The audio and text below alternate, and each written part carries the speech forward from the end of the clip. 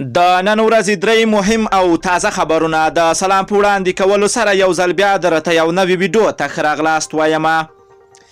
اول خبر، د امریکا ځانګړی استازی زلمی خلیلزاد وایي تیرو 24 ساعتونو کې د تاوتریخوالي کچه ډیره زیاته وه او ګڼ شمېر کسانو خپل ژوند بایللی ده.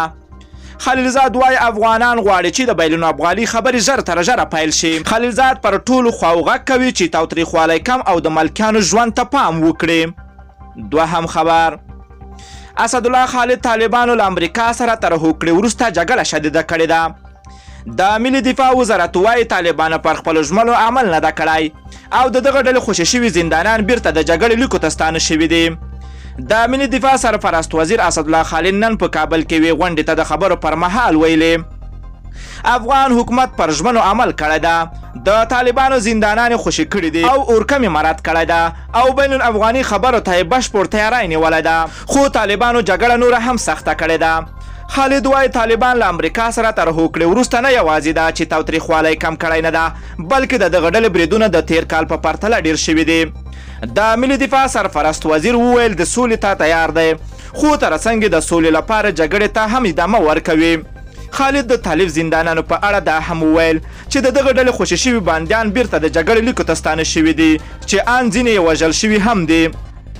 دریم خبر، هند واګه بندر کې د افغانستان سوداګرو د کاروانونو تګ راتګ زیات شوی ده.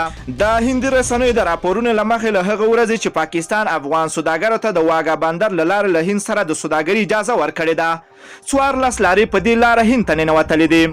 په دې لارو کې د افغانستان سوداګرو سوداګریزو توکي چې ډیره وچه میوه د هند ته صادر شوې ده. هندي چارواکي ویلي دوی هڅه کوي چې له افغانستان سره سوداګري په برخه کې له خپلې لوري نورې اسانتیاوې هم رامنځته کړي او تمه یې ښودله چې د پاکستان دغه سوداګري سیاسي استفاده ونه کړي او اجازه ورکړي چې افغان سوداګر په بیغم او آرام ذهن خپلې سوداګرۍ ته ادامه ورکړي. له ټولو دوستانو نه مننه کوم چې ویډیو مو راسره تر پایه ولیدله. که چیرته تاسو هم خواږه نظرونه لرئ نو حتما یې راسره په کمنټ کې ولیکئ. که غواړئ له همداسې تازه او دقیقو معلوماتو خبر شئ د پښتو اپډیټ چینل حتما در سره سبسکرایب کولی شئ. نور مو په پاک رب سپارم، الله مو مل شه، ښه وخت درته غواړمه.